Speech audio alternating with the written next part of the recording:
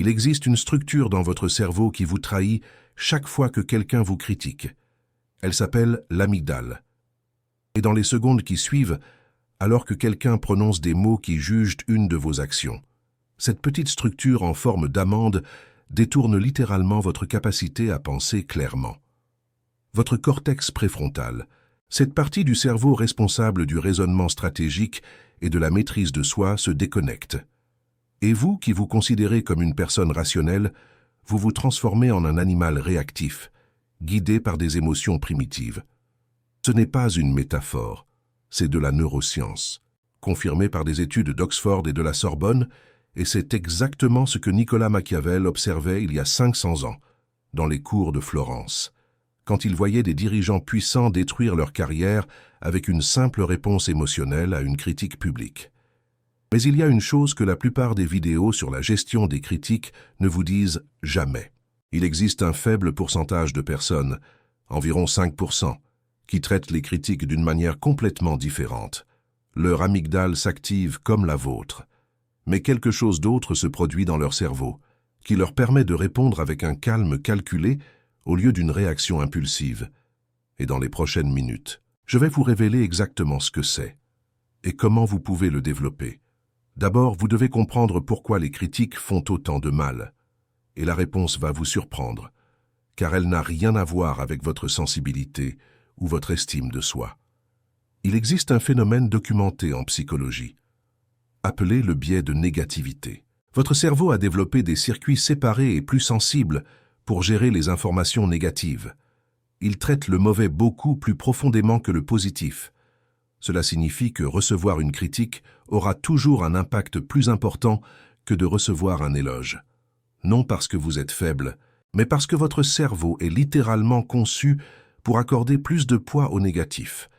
D'un point de vue évolutif, cela avait du sens.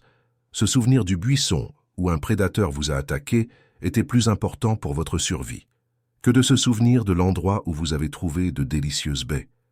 Mais dans le monde moderne, ce biais vous détruit. Parce que vous traitez chaque critique comme si c'était une menace existentielle, alors qu'en réalité, c'est juste une information qui peut être utile ou qui peut être ignorée. Machiavel comprenait cela intuitivement. Il a écrit sur la façon dont les dirigeants qui réagissaient émotionnellement à chaque critique finissaient par prendre des décisions désastreuses, tandis que ceux qui maintenaient ce qu'il appelait une disposition flexible, la capacité de varier leur conduite selon les circonstances, étaient ceux qui conservaient le pouvoir à long terme. Mais voici la partie qui change tout. Une étude publiée dans Social Cognitive and Affective Neuroscience d'Oxford a découvert que la capacité de réguler les émotions face à des stimuli menaçants, comme les critiques, dépend de la connectivité efficace entre l'amygdale et le cortex préfrontal. Les chercheurs ont constaté que les personnes qui régulent le mieux leurs émotions montrent une connexion plus forte entre le gyrus frontal inférieur et d'autres régions préfrontales pendant la régulation descendante des émotions. En d'autres termes, ce n'est pas que certaines personnes ne ressentent pas la critique, c'est que leurs cerveaux ont des connexions plus fortes qui leur permettent de reprendre le contrôle après l'impact initial.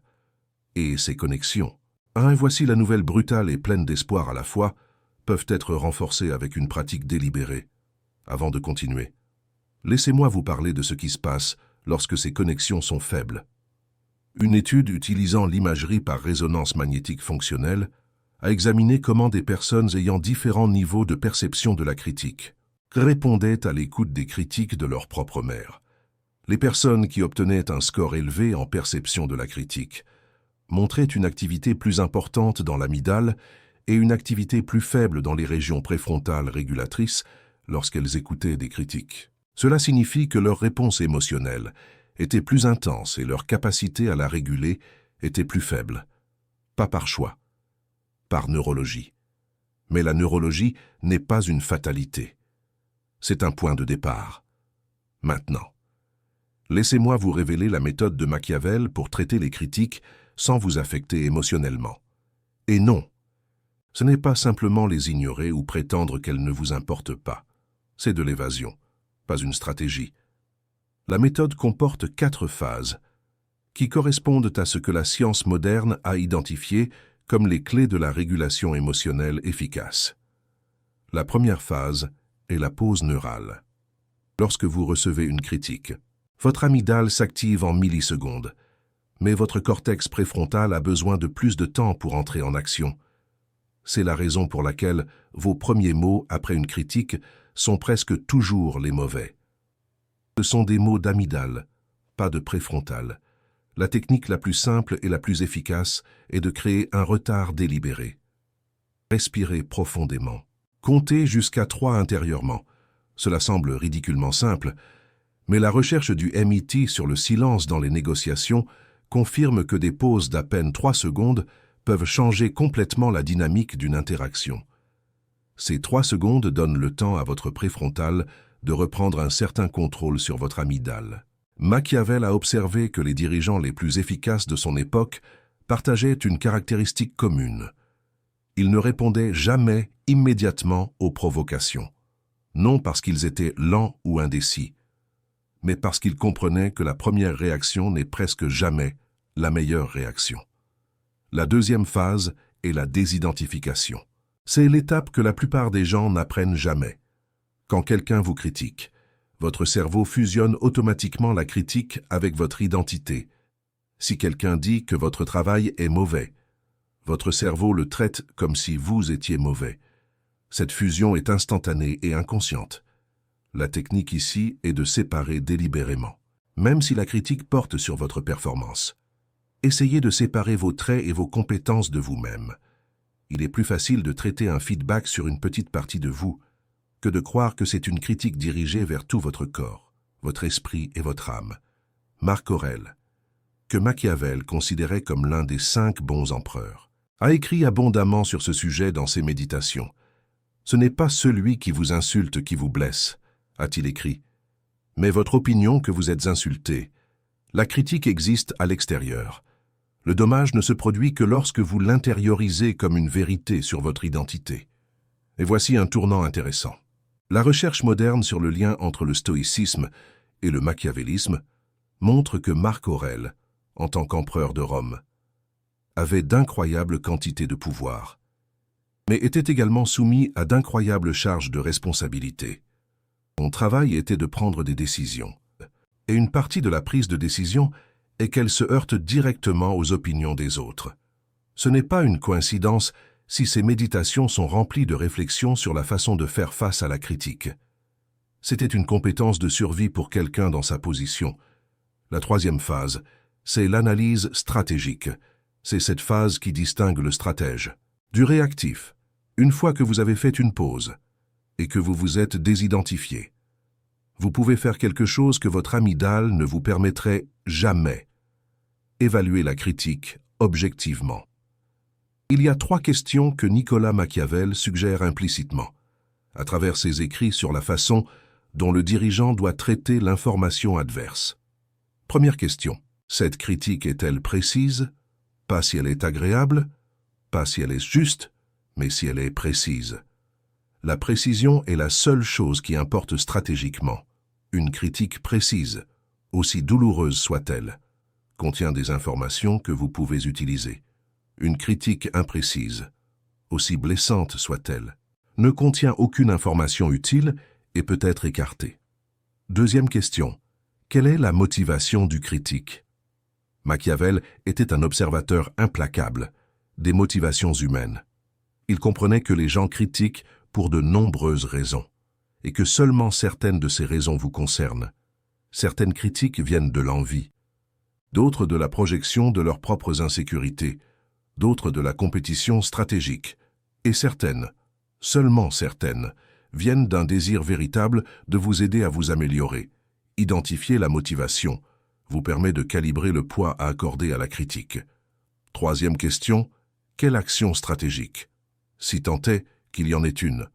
Cette critique suggère-t-elle? C'est la question la plus importante, pas ce que vous ressentez par rapport à la critique, pas comment vous pouvez vous venger du critique, mais quelle action concrète vous pouvez entreprendre qui améliore votre position.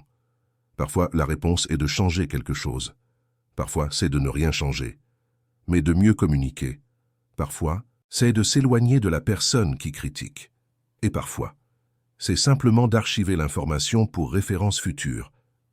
La quatrième phase, c'est la réponse calibrée. Après avoir fait une pause, vous êtes désidentifié et analysé, vous êtes maintenant en position de répondre, et votre réponse doit être stratégique, pas émotionnelle. Machiavel comprenait qu'il y a deux erreurs fatales lorsqu'on répond à des critiques.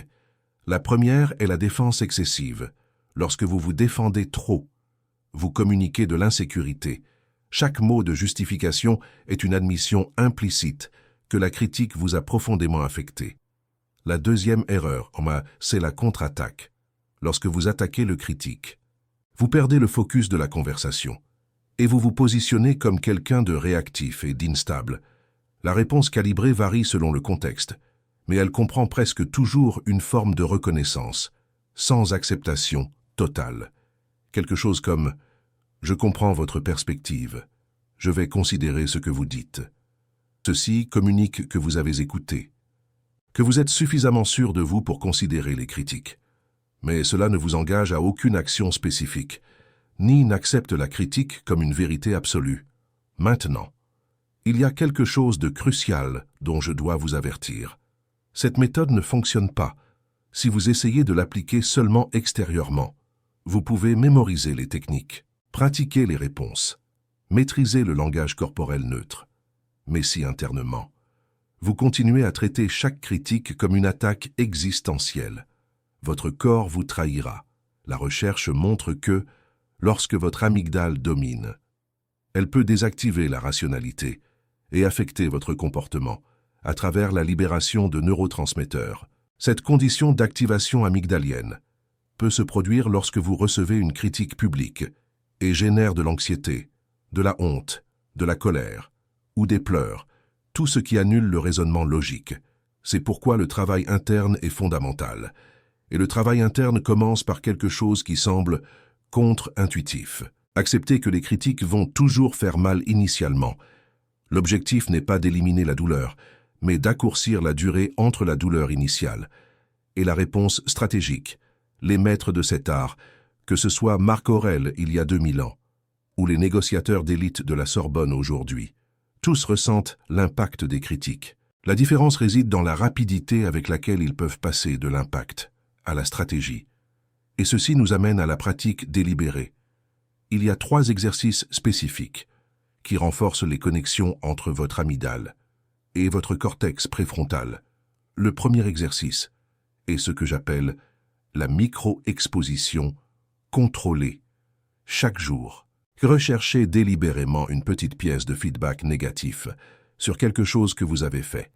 Il peut s'agir de vérifier des commentaires critiques sur Internet. Il peut s'agir de demander à quelqu'un de confiance ce que vous auriez pu faire de mieux dans une situation récente. La clé est de vous exposer à la critique en doses petites et contrôlées quand vous avez l'espace et le temps pour traiter. Pourquoi cela fonctionne-t-il?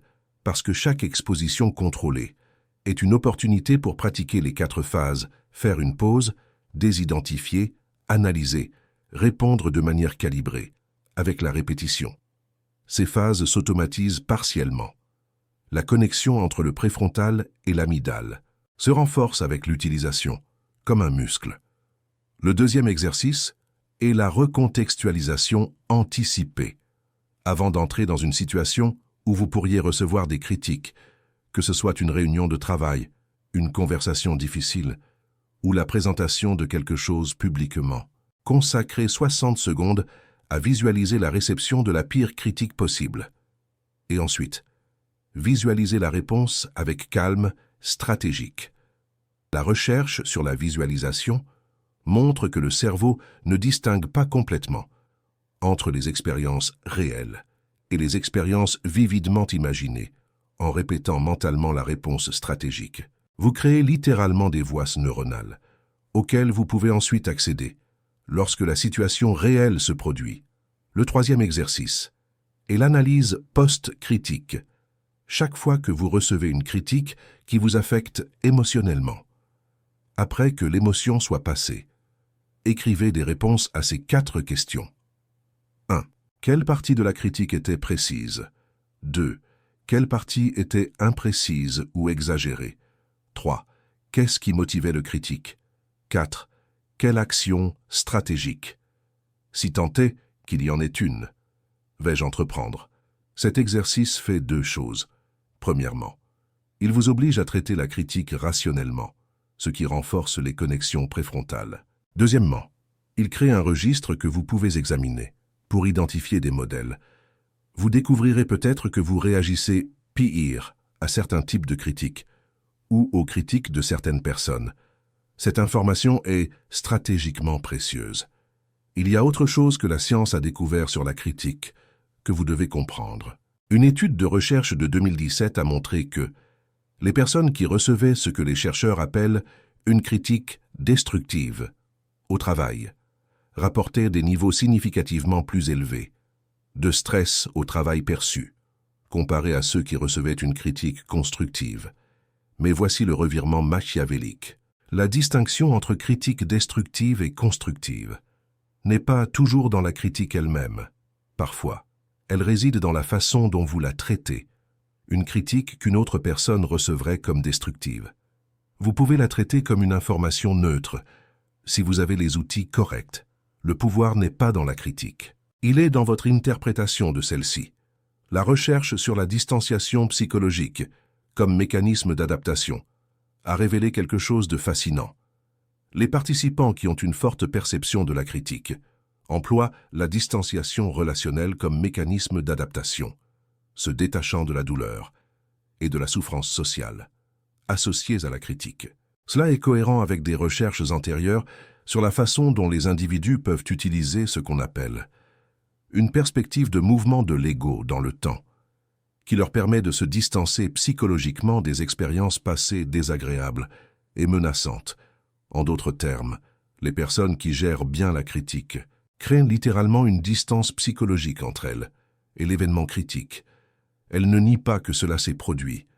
Elles ne prétendent pas que cela ne les affecte pas, mais elles l'observent depuis une perspective plus large, comme si elles regardaient un film de leur propre vie au lieu de la vivre en temps réel. Nicolas Machiavel décrivait quelque chose de similaire lorsqu'il parlait de la nécessité pour le dirigeant d'observer les affaires de l'État avec un détachement calculé. Cela ne signifie pas qu'il s'en fiche.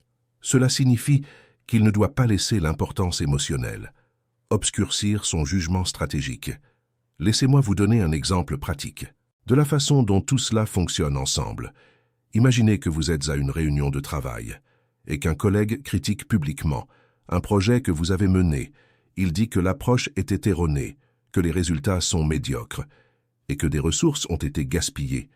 Votre amygdale s'active immédiatement. Vous sentez la chaleur monter à votre visage. Vous remarquez une tension dans votre mâchoire. Votre esprit commence à générer des contre-arguments automatiquement, des défenses, peut-être même des contre-attaques, sur les projets ratés de votre collègue. C'est là que la méthode entre en action. Phase 1. Pause neurale. Vous respirez profondément. Vous ne répondez pas immédiatement. Vous laissez passer 3, 4, 5 secondes. Tout le monde dans la salle attend votre réponse. Cette attente travaille à votre faveur. Elle communique le contrôle, pas la faiblesse. Phase 2. Désidentification. Intérieurement. Vous vous rappelez que cette critique porte sur un projet, pas sur vous en tant que personne. Vous séparez votre identité du travail spécifique qui est critiqué. Phase 3. Analyse stratégique.